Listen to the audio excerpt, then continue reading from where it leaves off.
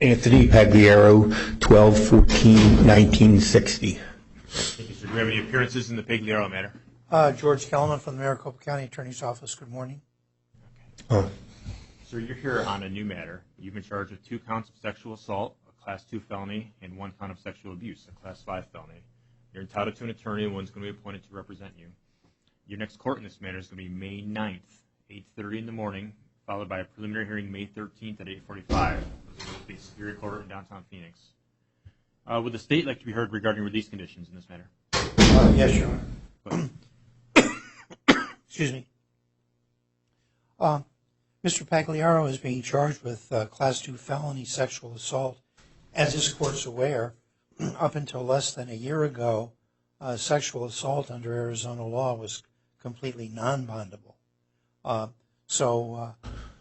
Since appellate courts have ruled that bond is appropriate pending a non-bondability hearing, the state, as a matter of course, always requests substantial bonds.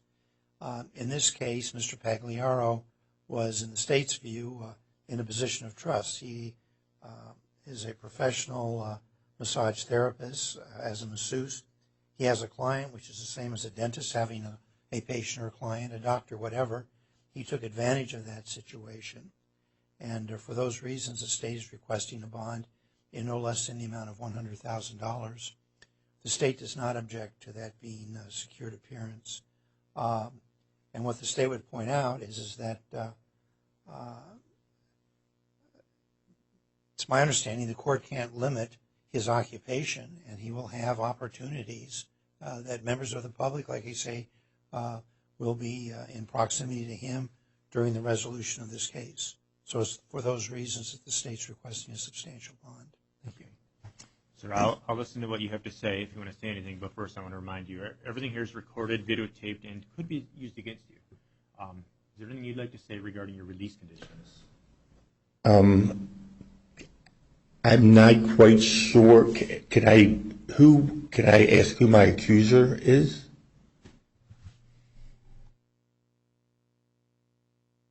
It was a client of yours. You were seen at AZ Choice Chiropractic the afternoon of March 20th. Your Honor, while we at this time do not have the name of the victim, the facts recited in the police form 4 indicates that there was a call made between that client and Mr. Pagliaro, in which he admitted to her that what he did was inappropriate and wrong. So unless he has had that phone conversation with multiple clients, the state would believe that he is aware of the identity of his accuser. It was a client you saw March 20th at AZ Choice Chiropractic. The date of this call that the counsel referred to, I believe, was yesterday. Yeah, I was unclear of what exactly he was saying. Okay, so is there anything you want the court to know before I decide what your release conditions are? Well, obviously we don't have that long story. I was under the impression that it was consensual. What I did, I'm sorry, I just don't know how to say anything without putting my foot in my mouth or something. And I'm going to remind you, you're under no obligation Right. to say anything. You're going to get an attorney to defend you, and I realize you don't have that advantage right now here today. No, but I could, I mean, if it sounds like one of his concerns is that I will continue working and people would be, I can tell you that I will not do that at all until this case is solved. Okay, well, I appreciate that offer. I am going to impose a bond here, a significant bond. It's going to be $50,000. $50,000 secured appearance bond. What secured means is you can work with the bonding company.